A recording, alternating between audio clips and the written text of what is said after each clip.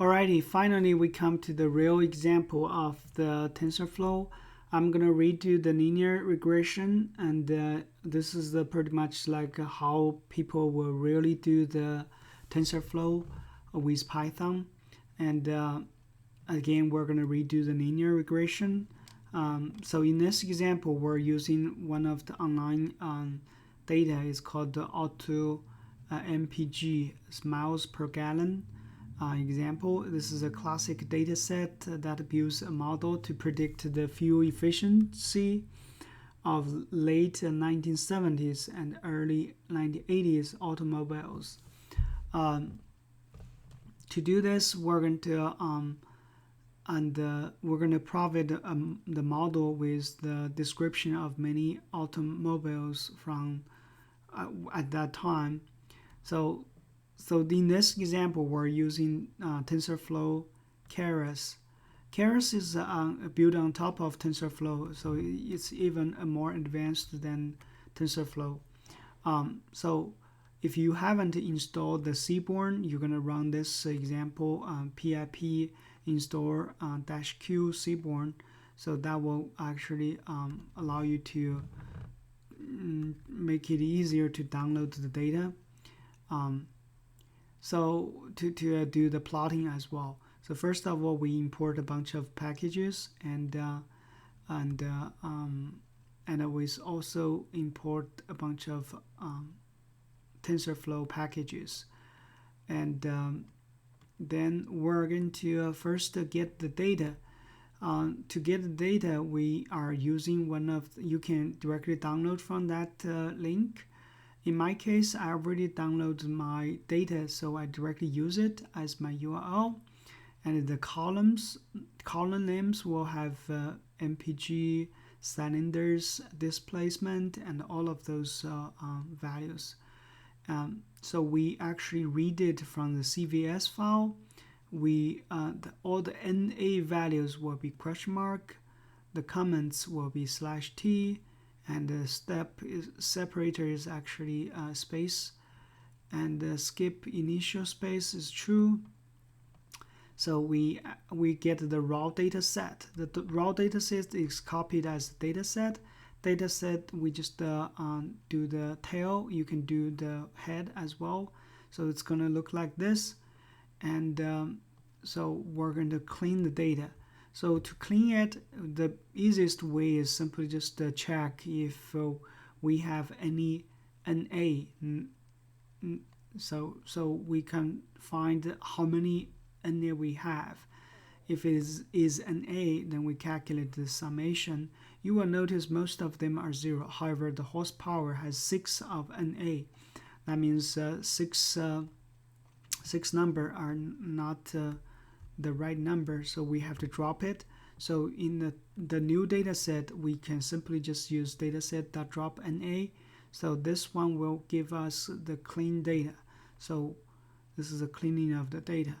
The origin columns actually has the values. The origin right here, you have 0, 1, 2, so or 1, 2, 3.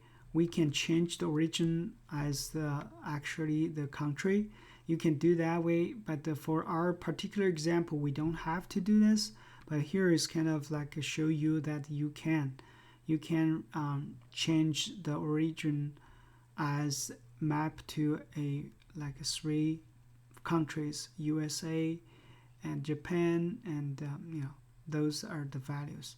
So if they are true, then it's going to place 1 there. So later you can count how many of European cars we have, how many Japan cars we have, how many USA cars we have. And then you get the dummies of the dataset and the column of European prefix, and the prefix separator is going to be empty, and eventually get the new data.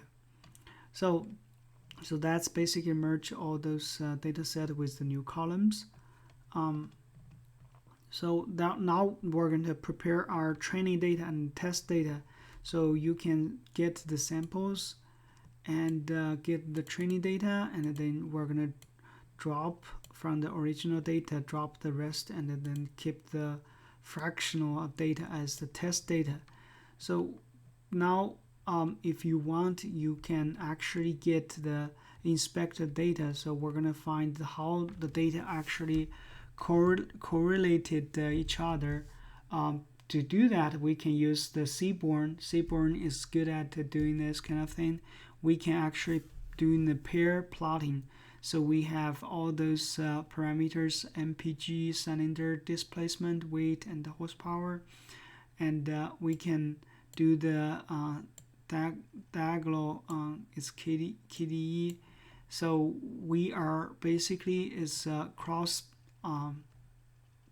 plotting them, like a horsepower versus relates to mpg. You will see it's kind of like this curve, and mpg relates to weights. It's like this, right? It's like a straight line. And the displacement and the cylinders, all of those are actually cross plotted right here. For example, you can think that the weight and the horsepower, somehow it's like a straight line. So look like the more weight you have, the more horsepower you're gonna have. So this is ideal. You can say, okay, this probably is a linear regression, right? You can do linear regression. Same thing for the horsepower and the weight is same thing, right? It's a linear, look like it's a linear regression. And also you can see displacement and the weight is kind of like linear. So this is a great way to actually see this relations. And once we have that, you can actually do the describe the data set by find the count and the mean, standard deviation, minimal, and all of those maxima value. What's the all the statistic values. And then we can split the features into from the label. So we have the training and test. In this case, we're going to have all the MPG as a pop the MPG as the training and test labels. So that's our labels. So we're going to use that as the prediction. So the learning regression, it's we're going to redo this one. However, you will notice that we are eventually right here, we simply just get the horsepower as an array as a horsepower, and then we do the normalization. We can simply just call the pre-processing normalization and give the input shape, and then that will be automatically normalized for us. Then we can adapt to horsepower, and that will normalize our horsepower. Then we're going to build the sequential model. So the horsepower model is going to be the Keras sequential Keras model, and then we just pass the horsepower normalizer, and then the layers, the dense is units equals to 1, and because we only have one layer, remember the whole thing is actually based on the neural networks, so our layers only have one layer, and then we can call this, we can run the summary of the horsepower model. So that's basically give us the value, and then we can do this prediction, because this will eventually give us the model. It's already trained, and then we're going to get the prediction, and then we can predict the model. And here is actually sorry, let me correct myself. This is just define the model. It's not trained yet, and we can actually put the model right here. We can start to compile the model. The optimizer will be Adam. It's called the adaptive moment estimator, and the learning rate is right here, and then the loss function is the mean absolute error, If you want to do the mean square arrow, you can do that too. You don't have to redo the whole arrow function. So all you need to do is just to specify the types, and then it will do. Now we're going to do the fit. The fit method is actually similar as the previous videos. We actually have a for loop. So it's going to do the same thing. It's going to run the optimizer and find the best parameter for us. So you have the parameters epochs, and you have the variables, you have the training features as the horsepower, and then training labels as the MPG, right? And so this will eventually give you the training. If you want to see the training, how well the training is doing, all the training process is stored in the history object. So here you can simply just call plot the history value. You can get the how well the training is doing. Look like the loss is actually to those steps. It's kind of like bounce and back. So 3.8, somehow settled there is 3.8. You can plot the loss. You will notice that the loss actually sharply dropped for the first probably 25 ish epochs, and then after that, then we're pretty much reached to the minimal of arrow, and it's back in and bounce back and forth with very, very minor difference. So that means we're pretty much settled with the local arrow, the lowest arrow. So we are this is called converge. Eventually the arrows actually converged. So once we train the model, now we can actually evaluate what's the performance of the value, the results. So we can start to use the test feature of the horsepower and the MPG.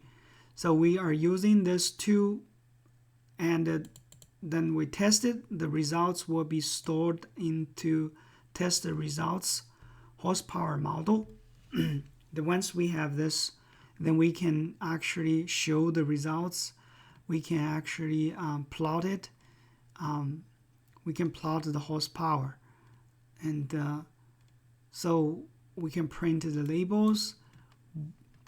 And you will notice that is kind of okay, but ideally probably it's going to be curved like this, right?